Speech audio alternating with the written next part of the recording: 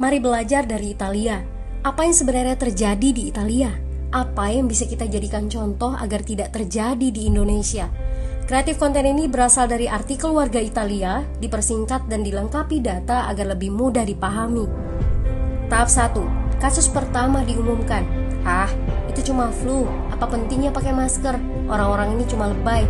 Saya kan sehat, gak bakal ketularan. Gak usah panik lah. Tahap 2. Jumlah positif COVID-19 mulai naik signifikan.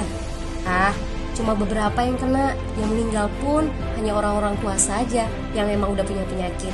Hidup seperti biasa aja lah. Pacaran, nongkrong bareng temen, jalan-jalan ke mall, tetap lanjut. Tahap ketiga. Jumlah kasus meningkat dengan cepat, berlipat ganda dalam 1 hari. Tingkat kematian pun bertambah. 7 Maret, lebih dari 5.000 kasus positif COVID-19. Zona merah diberlakukan di Italia. Wilayah yang dikarantina hampir 25% dari luas Italia. Sekolah dan universitas tutup, tapi tempat kerja, bar, dan restoran masih buka. Sementara itu, 75% wilayah lain masih menganggap enteng COVID-19. Anjuran mencuci tangan ada di mana-mana, tapi sekadar anjuran dan tak banyak yang melakukan. Tahap 4. Jumlah kasus meningkat pesat. Sekolah dan universitas ditutup selama sebulan. Darurat nasional pun diberlakukan.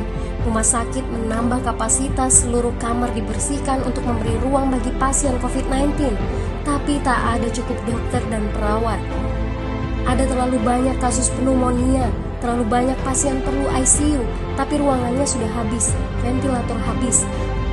Pada titik ini seperti kondisi dalam perang. Dokter harus memilih siapa yang akan diobati berdasarkan peluang bertahan hidup. Itu berarti pasien lanjut usia dan punya penyakit bawaan seperti hipertensi, diabetes, stroke tidak masuk prioritas karena tidak ada lagi ruang. Sistem layanan kesehatan seketika runtuh. Tahap 5. 9 Maret mencapai lebih dari 9.000 kasus. Seluruh kota Italia lockdown. Orang-orang bisa pergi hanya untuk keperluan darurat dan dalam pengawasan ketat.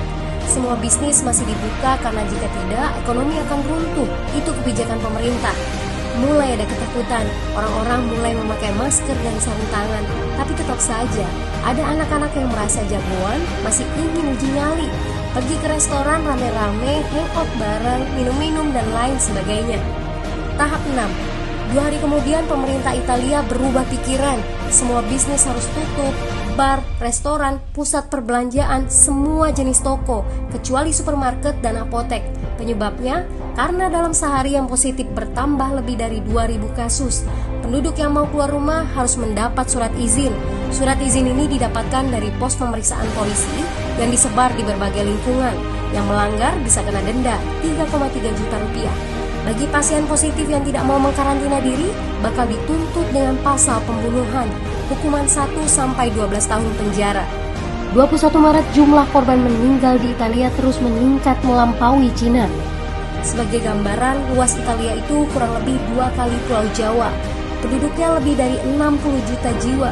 Lalu apa yang harus kita pelajari dari Italia? Yuk, mulai dari diri sendiri, mulai dari di rumah aja. Jaga kebersihan lalu isolasi diri dan keluarga. Tidak keluar rumah kecuali sangat penting. Ini saatnya memulai solidaritas. Yang mampu harus mulai membantu yang tidak mampu. Ini adalah bentuk usaha dan doa kita semua. Semoga badai corona ini segera berlalu. Mari memulai kekompakan dengan membagikan informasi ini. Di rumah aja, mari belajar dari Italia.